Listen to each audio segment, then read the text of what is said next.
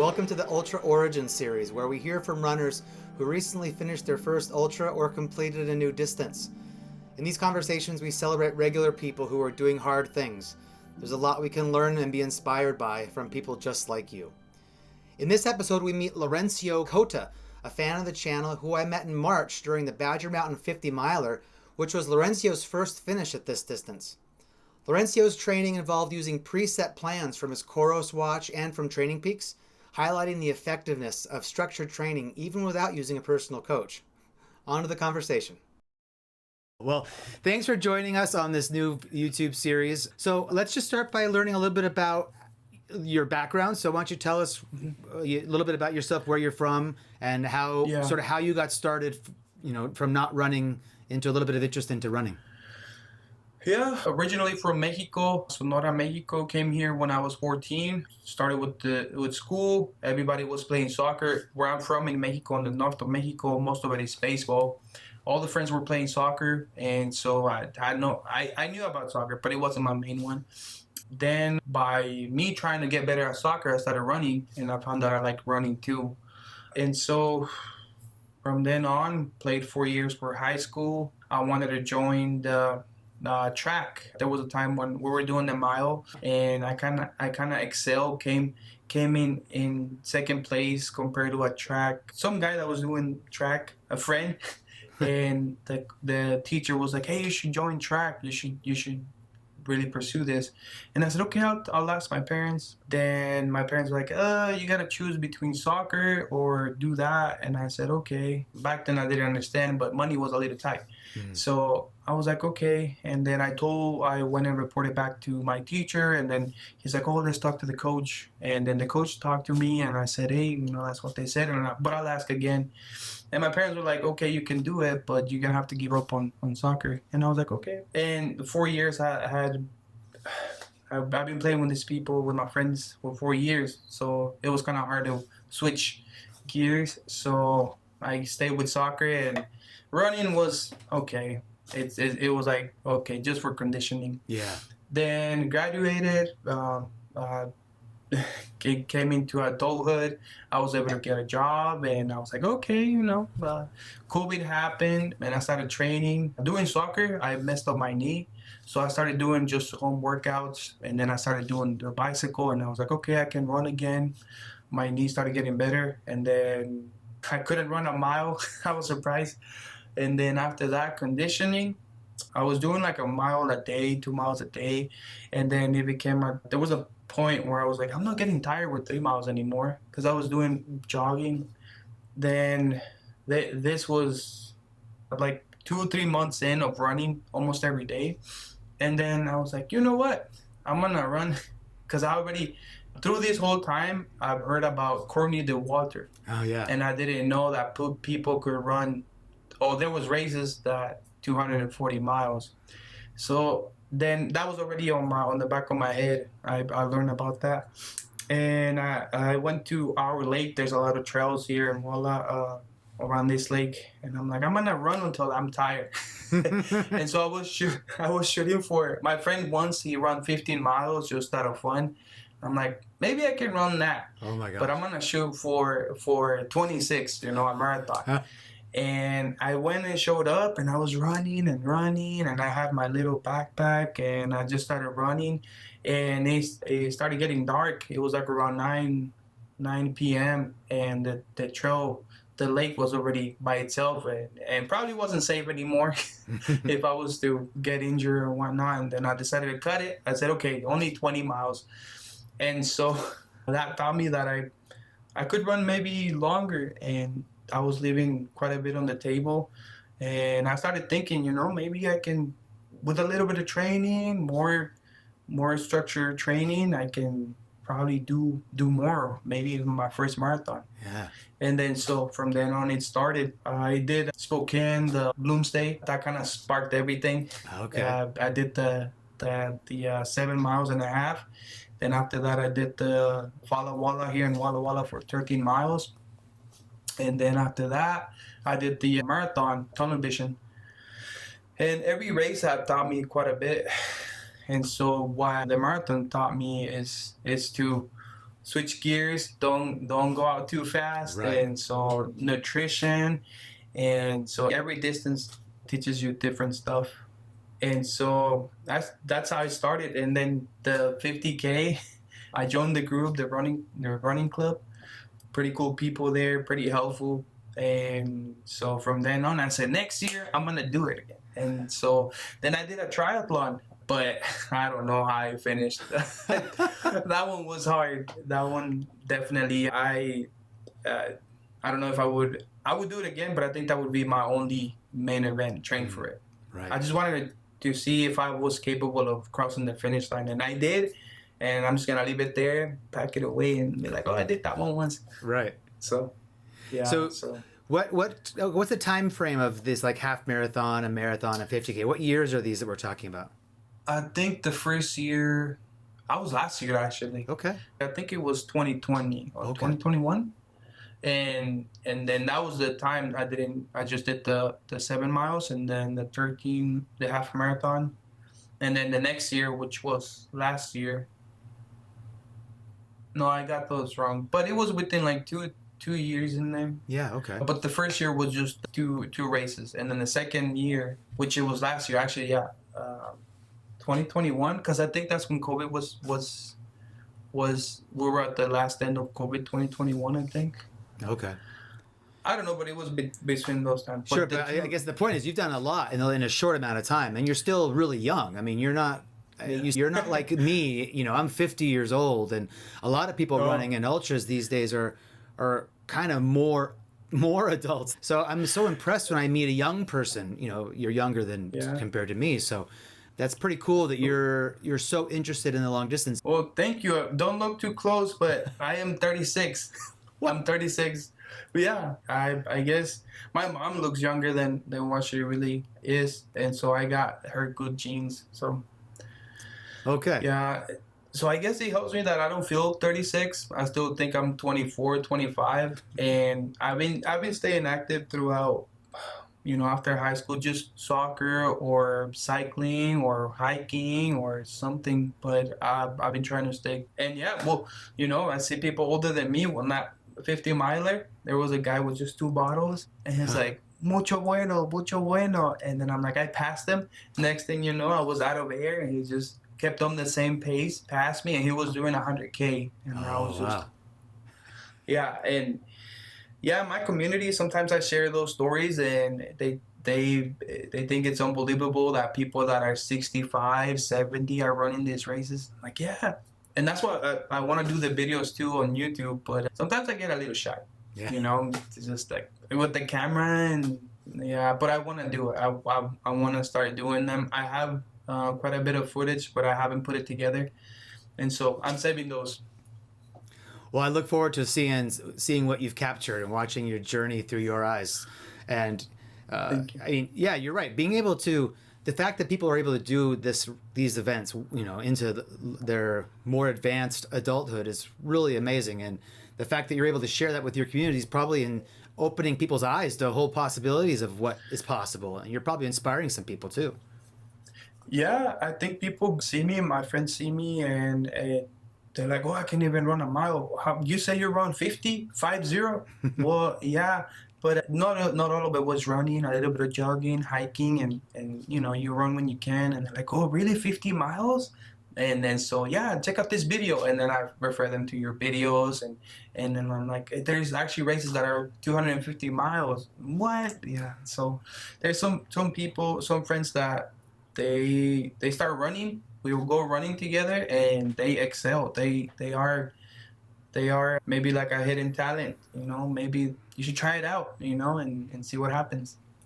So the Badger Mountain 50 miler that you did was in late March of 2024 this year.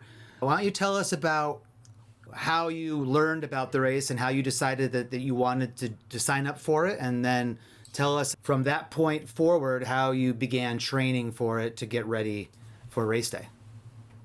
Okay. What I learned about it, me watching you for a little while, watching your videos, it's pretty cool because it informs you from these races locally. You don't have to really go out of state. And me being from Walla Walla, Tri-Cities is 45 minutes away from me. Oh, yeah. So I said, oh, this is the best opportunity. I got to do it. And I watch your videos to see what things to bring and what things not to do, weather and stuff. And then I watch Simon's videos too. He did the 100, but he's doing 100 miles every month. Yeah. And so that's, I don't know, that's pushing it. Then I bought myself, the Apple Watch wasn't cutting it anymore. You would have to charge it every day. Yeah. So I bought myself Coros, and then the Coros offer some training. And so I downloaded it to my watch, and then I just follow that for training. I did consider getting a trainer, but at the moment I said, let's see how good we can do with just the training of this brand. And then I think it went well for me. It's just every distance teaches you different things. Yeah. So running through that 50 miler, I did a rookie mistake. No new things the day of the race, and I saw these shoes that they were on sale, and it was like, I gotta get them. And then I did a couple training runs. I'm like, oh yeah, they're perfect. But I haven't run more than 15 or 13 miles with them. Oh, okay. And so I took him for this 50 miler, and that was a big mistake. What And happened? so got blisters within the 6 miles, just coming down from Candy Mountain. That's the second hill that we went over, right? Yeah. Yeah, just coming down, I started getting blister on my left foot on the back of the hill. And on the second aid station, that's when I asked for a Band-Aid. And then also that, I didn't take my first aid kit, Band-Aids or anything like that. Or all I took was socks and wipes, wet wipes. And so my safety kit stayed at home. I was rushing it to get to the race too. And so, when I got to the aid station, I got the smallest Band-Aid I could get. I don't know why. So I put it on, and I'm like, okay, that should do it. Yeah, I couldn't find it. When I stopped on the next aid station, I couldn't find that Band-Aid. It went away. Oh my gosh. But yeah, so yeah, the training went well, but I think I also developed some hot spots on, I don't even know what they're called. I fish eye or corn something. It's just kind of like a little rock that builds up, and so every time you step on it, it feels like a needle. Oh. And so I wasn't running the last 15 miles. I was more like power hiking. I knew I was gonna finish, but I wasn't. I was shooting for a time, but I wasn't gonna meet it. But I was happy with just finishing. Yeah. So. Yeah. Well, so I want to follow a question about your training. So your watch has training plans built in. Was it adapting to your performance? So as you're doing the workouts, was it, telling you what to do to continue on your trajectory? Or I'm wondering how personalized. Maybe you know. No, I don't think it's personalized. It's just books it in, lays it down on your calendar, and just follow it. And whatever it is, however you're feeling, just went with it. I did the fit test, and yeah, I was below average. So I'm like, okay, I'll do. That's a good start, I guess. Yeah. The only way is up. That's right. And so kept on going, and I felt better. I think it did good to me, but there's nothing like having a coach that understands your schedule and how much you can give out, and life happens too. And so I also watch your videos about the recaps, and I'm like, oh man, I really should get a coach. So well, I mean, a coach can be really helpful. I mean, because like you say, they can personalize everything for you. But of course, it's the most expensive option that you have. And I know that I have seen on my watch that it often suggests, or I've seen that it has training things available. And I've even seen that you can go onto the Training Peaks website and you can purchase like a training plan, which, is just sort of like almost like what you're describing. It puts things on the calendar for you, and then you just figure it out. And I've always been curious about how well they work, because they seems like a decent option, considering that they're obviously going to be more of a value proposition. So I'm just happy to hear that it worked for you. That's really exciting. Yeah, it worked for me. That's the one I did for the 50K. And they also have a triathlon training when I was doing that triathlon. Oh, okay. And so in the triathlon, I didn't do anything about nutrition. So I was just surviving like 2 gels for the whole race, and then I bunked. But then that's when I stopped, and I'm like, okay, I gotta slow down. If not, I'm not gonna finish. So knowing myself too, my limits, when the way I'm feeling, knowing when to step back and when to push, it helped me out too. But also, I did buy some of the training pick plans. Oh. And that's what I've been doing right now. So far, right now, I try to get all my training in the mornings. I'm training for that 50K in Spokane as well. The CAN, it's called. Yeah, so, awesome. Oh, yeah, it's also a good excuse to be out there, make a weekend out of it. I like to take my wife. We go out there, we explore, and my wife likes to be outside, likes the outdoors. So it's a good excuse to be together. Yeah. Well, yeah, as you've seen in my videos, my partner and now my wife has been with me my entire journey. Because we met about 2 months after I had finished my first 50K. So she was there for my first 50 miler and just about every big race since. And I love having her with me because we get to create memories together, and it's such a we go to places we wouldn't have otherwise gone. And so the fact that we get to do it together is really special. And I'm glad that it sounds like you're having a similar experience.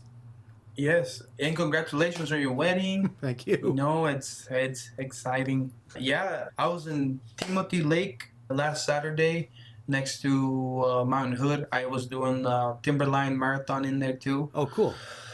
Yeah, that one, I decided that I was gonna, let me try my hardest and see what happens. And so I was, by the end, the last 4 or 5 miles, I was breathing away. I never breathed. I was making these sounds that I never knew I could make, but I was living it all out there. So I think I was a mid-pack kind of. Usually I'm in the back of the pack. I don't want to finish up a race all tired, but this one I pushed and I landed on the mid-pack of the race, and I think that just gives me more motivation to try a little harder every time. So finish up the race, lay down for like 5 minutes. Maybe like 10 minutes, and then okay, I'm fine now. My headache is gone. I'm breathing normal.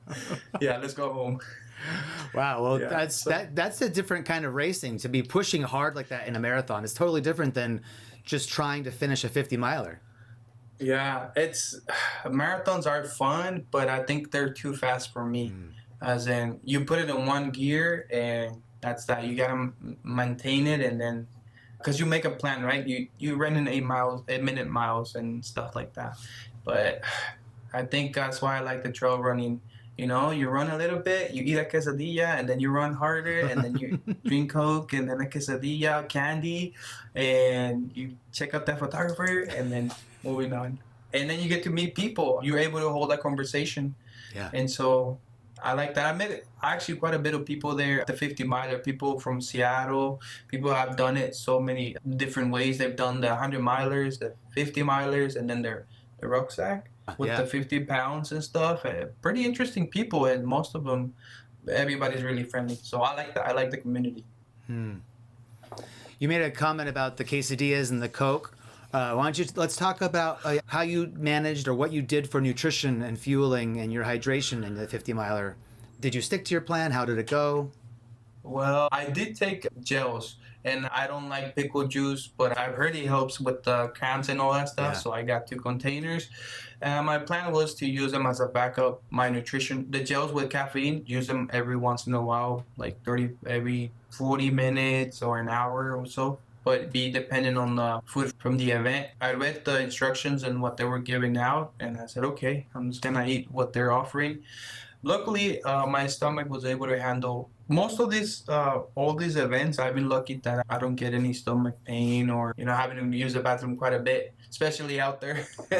Badger Mountain, there's no coverage or anything. Yeah. And so I was lucky. I was eating even if I wasn't hungry, just to prevent the bunking. And so the only pain I was dealing with, it was my feet. My feet were the ones that I was having trouble. Watching the people that passed me, and I was having a good time, I'm like, oh man, that was a little demoralizing. But just gotta think about the end, finish line, and that's it. Make your own race. Yeah. So the plan was that, but I wasn't too strict on it. Just eat whenever you can and take it from there. How about electrolytes? What were you doing for your hydration? Yeah, I was drinking. I had a couple of tablets from Goo, those dissolved ones that you can put in your water bottle. Uh-huh. I had those spares, but I know they were gonna offer electrolytes. I'm also not too savvy on the brands and stuff. I just take whatever they're offering and just drink it. And like I said, I'm always risking it because I haven't had trouble with my stomach, so I just drink whatever they were offering. And I haven't measured my like the calories or anything like that. I just go with the with what's going on. I also have my watch, and I covered it up and didn't watch it, didn't look at it on unless I had to know the time or so, because knowing that I was going at that slow of a pace and how long it was and the mileage, I'm like, I didn't want to, I had a good time, but just looking at those things, I know it would affect me mentally. Right. Yeah. Especially going in, if you had some sort of time goal and the circumstances of the race mean that you're not going to meet that time goal. But yeah, I like that you didn't want that to bother you, because you could still have a good time. You're just going to have a different experience than you had set out for. You still have the opportunity to have all kinds of blessings come your way, in one way or another. So how did you? Yeah. So one way you managed to sort of avoid bad feelings was by just sort of keeping the data off your mind. You didn't look at your watch. Did you employ any other strategies to stay positive or to keep the negative thoughts away? Watching, that's the cool thing about this technology. Watching you guys, the videos and stuff. I remember on your Coco Donut, I can remember what year it was, and you were having a bad time, and you made a live stream, and you let some tears out, and just we're human. Yeah. And just looking at that myself, remembering those things, everybody goes through bad times, and just let myself go for a couple minutes, let myself feel bad, allow myself to feel bad for a little while, let it out of my system, and then, okay, let's pick up the pace and come back to that. So my wife and my friends and another friend made the drive from Walla Walla to be at the finish line, and it was cold back then. And it was cold at night. I finished up around 9 p.m., I think. Okay. And knowing that they were waiting for me and they were texting me, hey, how you doing? We're here. We're waiting for you. And I'm like, thank you. And that made me try harder. Although with all this pain, I just try to hurry up because they were waiting for me. And so that in the back of my head, I'm like, oh, okay, I got to get it done. And I would run, and it would give me somewhat of an energy boost. So the last 10, when coming down from Badger, those zigzag, Yeah. I run. So I was moving a little faster than walking. So that was our motivation. So yeah, and my wife, bless her heart, she takes care of me. I couldn't move anymore, and she just received me with open arms. My friends were there with their daughter, and so that's it. That's the reward I get. So that's one of the things that I kept on my mind to come out of that pain cave. Yeah. So your wife and your friends were able to see you at the finish line, but they weren't at the McBee parking aid station or the crew accessible aid stations. So were you just running solo during the race with drop bags? That's another thing. I know about the drop bags. I read the instructions and all that stuff, and I didn't prepare myself with a drop bag or anything like that. So that was the thing. Depending on everything on the race, that's why I carried the wet wipes, and then also some extra spare socks. But that's the time I didn't use the drop bags. I should have. This coming time, I think that taught me quite a bit. So use those resources, and I did. I tried to tell my wife about the MacB, but sometimes it gets a little hectic in there, and for her to get there and stuff, and I'm just like, oh, it's fine. We'll just go have a good time at the mall, and then wait for me once you see my location around here, and then just make sure to be at the finish line. Yeah. But yeah, I'm just lucky she's letting me do all these races. Well, I can imagine from like you're saying that how motivating it was for you knowing they were at the finish line, especially if you hadn't seen them earlier in the race. So all day you were on your own, and then eventually waiting to get back to the finish line and working hard to get to the finish line because they're there for you and they're there cheering you on and supporting you. That's not a bad way to go. Yeah, definitely. They were there on my first 50K too. And so just looking at the friendly faces and stuff, and because I don't know. When these events, I mean, I think it's a cool deal when your friends are there for Yeah. to support you, and I thank them enough. I can't thank them enough. We're a pretty close circle of friends, so we try to support each other while we can. I love that. That makes me so happy to hear that. Yeah, Is there yeah. so you had a little bit of blisters, but I think it sounds like for the most part you had a pretty decent successful run. Do you have like any favorite moments, anything that really stands out as something that you felt really good during for some reason, or just something that your memory returns to? Yeah, I wish I could remember his name. The guy coming from Seattle, he was a really cool dude. His personality just attracts, like, oh, he's a cool dude. He's a really mellow. And getting to the aid stations, the volunteers were awesome, going and coming. And I think also, too, they play a pretty important part of the race. And then, of course, meeting you at that hill, that was energy booster too, and finishing up the race. I think, yeah, most of those things, a little conversations here and there with people. I can see on the way back, everybody was on the pain cave because I was at the last of the pack. And so people were walking, and myself, I was walking too. And I could see them struggling. And we were on the same bus, Yeah. but everybody was kind of quiet. And I'm like, okay, I probably shouldn't. They're focused like myself. And I just wanted to tell them, hey, you can do it. We're gonna make it. We're all gonna make it. But at the same time, okay, they're pretty focused on their next step. I'm not gonna get them out of their mojo. So, but yeah, I like the fact that everybody is pretty friendly, and we're running at a pace where you can talk to people. That's awesome. So that's when I see those 250 miles that you make new friends. I saw the video from you and Carrie, and man, I watched that whole thing, and I watched his 7-hour video too.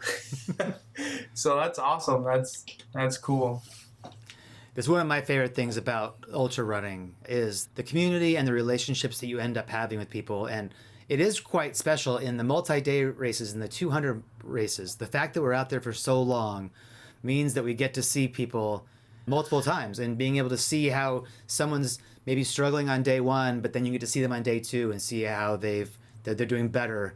Maybe you'll see them again on day three and they're having another bad time. I don't know, but just it is a really special thing to be able to have the journey with the people across time as well as across miles. And I'm glad that you were able to get all of that experience and have some of those special moments, even in a short 50 miler too. Yeah, I was gonna say, it's when I see those longer distances, I think that's beyond a 50K being in the same bracket as a 250 miler. Maybe we should make a different bracket for those. Yeah, one of the things too, I think it was my first time actually running at night for quite a bit of hours. Coming back at 9, coming, just going the last two, right before Candy Mountain, coming back, it was dark. I hadn't bust out my headlamp. And just nowhere, I could see the lights from the 100 milers coming back. But some people didn't have lamps, and I was just really focused on running, and I would just hear the steps. I'm like, oh shoot, something's coming. And I was trying to turn everywhere, but they're so fast, and they look fresh, because I think when I was coming back, I was looking at the first places, like the front of the pack. And so they are actually, I crossed somebody at the Endless Vineyards that they were fresh, and I'm like, damn, I wish I was I was that fresh on this one. But yeah, running at night was a cool experience too. I was thankful for that headlamp. I just put it in my backpack just in case. Smart. I didn't think I was gonna need it, but I put it back in there, because if I wouldn't have it, I think it would have been more of a struggle. Yeah. Yeah, I had all the things I needed. It's just that I should have not done my rookie mistake with the new stuff, with the new shoes. Yeah. Use the drop back. That's what I've learned. And then maybe stick with my nutrition and food care. Take my first day next time. And so, yeah, it taught me quite a bit. Different distances every race teaches me something different. So. That's certainly been my experience too, and and even rookie mistakes are mistakes that you can make when you're experienced too. Sometimes maybe you just forget that you had made the mistake before, or you haven't made the mistake yet, and so you need to make the mistake so that you can have the learning.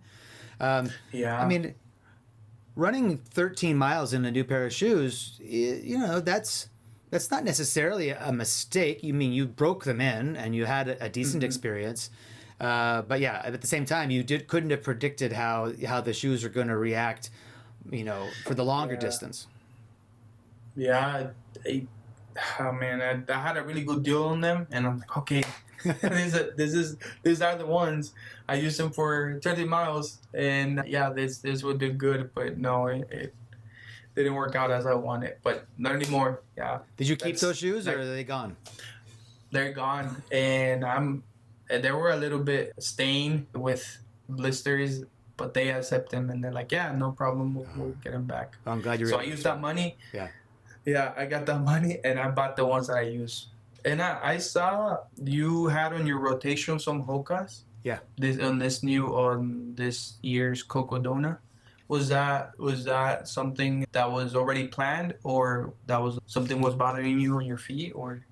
At Cocodona this year, I brought Hokas in for some road or mostly road-like sections. So for Okay. trail running, my trail shoes I generally run in Topo Athletic, and then Mm-mm. I often use their road shoes as well. But last year when I did my 200-mile road run here in the Puget Sound, I ran most of those miles in Hoka because they were more cushiony than the Topos. So Oh, I found that the Hoka Clifton. Oh, Clifton. they're the like one of the most popular Hoka road shoes. Worked really really well for me in that event. So when I was thinking about Cocodona this year, I thought, well, leaving Prescott, it's mostly all road. And so it'd be nice to Oh. have road shoes. And then there was a later section of the race that was mostly dirt gravel road and some paved road. And anyway, partly to mix up to change it up for my feet, to give them a different experience, a different feeling, but also to just have some cushion for those road sections. That's when I use the Hokas. And yeah, I recommend if you are able to be in an event where you have sort of different terrains that you're trying to manage, having Uh-huh. different shoes can just give your feet almost just a freshness. Like I have fresh legs, I have fresh feet because I'm in new shoes. Like fresh Yeah. socks sometimes can be really helpful. So yeah, that's why I was in the Hokas at Cocodona. So what are the shoes Yeah, that you wanted to get that you ended up getting?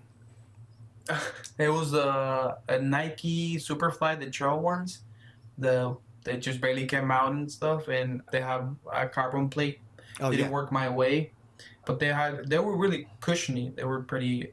They're awesome, but just not the style that I was using them. As in, like, I'm a slow runner, so probably I don't need that I see. extra stuff. I've been using the Speed Goals 5 and also the Clifton 9, Yeah, and so I did. I've used the Saucony trail runs, and I've used New Balance for road running, Nike, the Pegasus too, and I tried different brands just to see what works for me, and I found out that the Speed Goats are the ones to go. But I thought having those would be switching at last minute didn't work out my way, and I was gonna ask about that. So for uh, keeping your feet fresh, you would probably switch up shoes because I do have different pairs of the same model. Maybe just switching the pair, but sticking with the same model I've done would that too. work for me on that 15. Okay. Yeah, And yeah, I when I go to the Bloom State in Spokane, they got the expo and stuff, and I they got good deals, and that's when they're open for you to try them and stuff, and so I'm exploring new brands, but yeah, I got so many. I got quite a bit of them that I need to actually do a little more running in them. And so, yeah, my wife likes to make fun of me. Yeah, he has a shoe for every type of rock and every type of trail. Yeah, and then if he wants to run on on a road that has a little bit of dirt, he can use this. So yeah, I mean, she helps me out. She's also keeps me in check, but she also spoils me. So yeah, she's awesome. So Yeah. you've So you got to the finish line and your wife was there to cheer you in.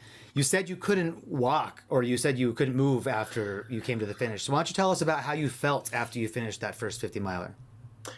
Yeah, after the crossing the finish line, I was running. I felt, I had a little bit of motion in there, and as soon as I stopped, I started to get the chills. Yeah. I think my body understood, like, okay, we're done. This is all we're gonna give you. Yep. So then I was taking pictures, hugging people, and within minutes, I want to say 5-7 minutes, my body was shaking, and I couldn't. My legs were just destroyed. I didn't think they were that bad when I was running, but after I stopped, I think I think the adrenaline rush just disappeared. Yeah. And that's when I felt everything.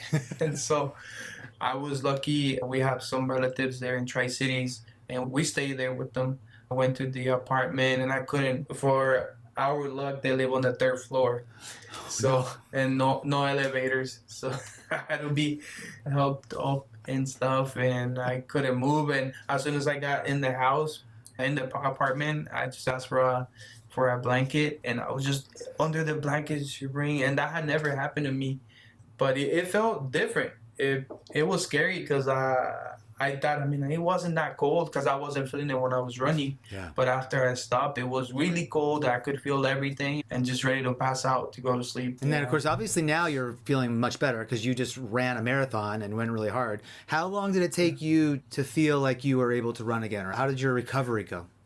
Right the next day, we came home from Tri-Cities 40 an hour. I felt good. Other than sore, my energy was back to normal, surprisingly. But I think because I didn't run too much at the last end, my legs were not that bad. Yeah. Just the pain from like my soles on my feet.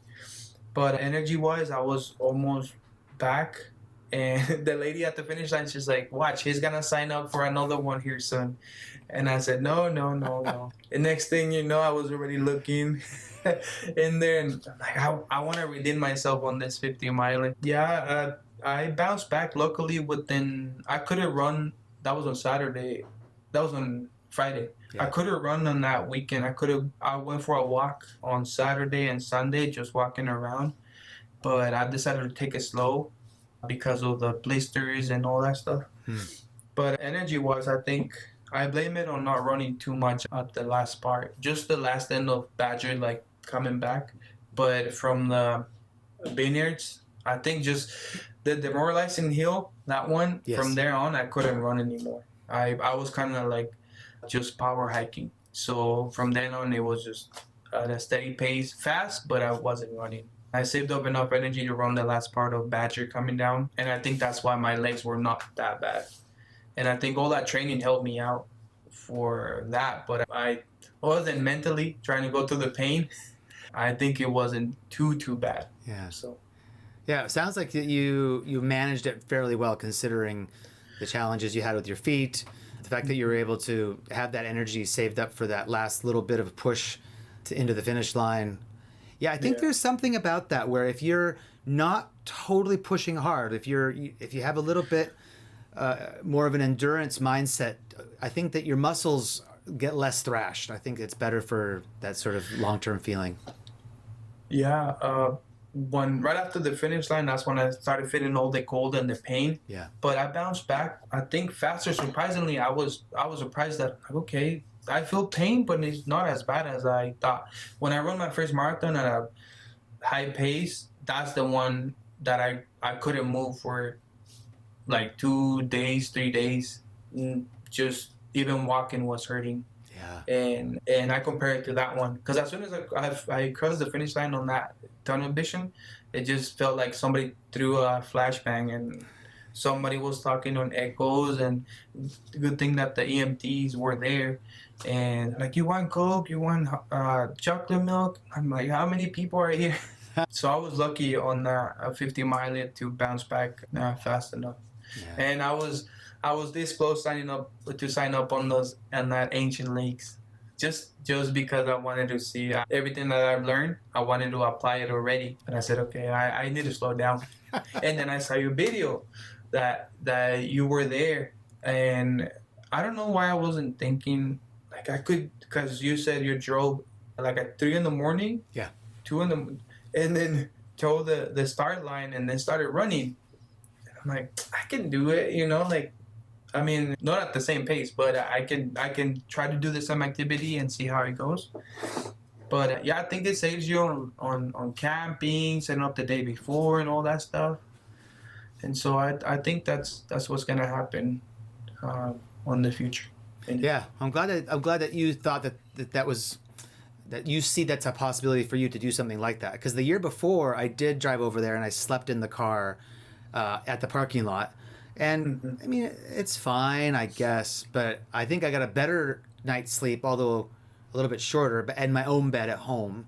And Mm, yeah, it just made for a long morning of driving to get there. yeah. But I think what I did like about it is if I'm gonna be waking up in my car in a parking lot, waking up, I'm not gonna have any of my normal routine available to me, and so I feel like the Mm, chances of me successfully using the toilet before the race are probably pretty low. So yeah. by leaving the house at 3 a.m. and I had 3.5 hours or 4 hours before the race started, that gave me Hmm. the opportunity to actually have coffee at home. And I think Yeah. maybe even I brought the coffee in the car. And so like in like 2 hours drive away, I happened to hit a rest area just at the right time when I needed to stop and sit down and use the toilet. And so it worked out really well actually to do that drive. So yeah, sometimes there's bodily functions that you can sync up with the driving that makes it work out pretty well. Yeah. Yeah. Yeah. I was That's what we learn watching these videos. I think that opens another option to do so. And when I mentioned that to friends, oh, we can just drive at 3 in the morning and show up to a race. Are you crazy? No. Wes does it. We can do it. We can try it. Yeah. And so I don't know. Sometimes when the running, the distance, and the things that you do, I think you come out of that comfort zone and your limits or your they get pushed a little more and you can do a little more. Hey, I can lose a couple hours of sleep. It'll be fine. And so, yeah, at least helps me. So I'm sure it helps quite a bit of other people too. that was a good quote. I really liked that. Um, Laurencio, this has been a real fun conversation. Before we go, is there anything that you haven't talked about yet that you want to share about your experience or about running that you'd like to share with me or the audience? We'll just keep on incrementing the distance. I want to make YouTube videos, but I'm a little shy right now. But yeah, just keep on doing your thing, Wes, and I'm gonna say it in Spanish. Eres un buen ejemplo for us. You're a great example for us, and thank you for giving us the time. And trying to do a 100 miler next year at Badger actually, and we'll see how that goes. I wanted to do the one for the Yeti 100 because it's flat, and so I just wanted to see if I can do the distance, and then next thing to do the one at Badger, but we'll see. I got a baby coming up at the end of this year, Oh, so that's congratulations. gonna change. It's exciting. Thank you.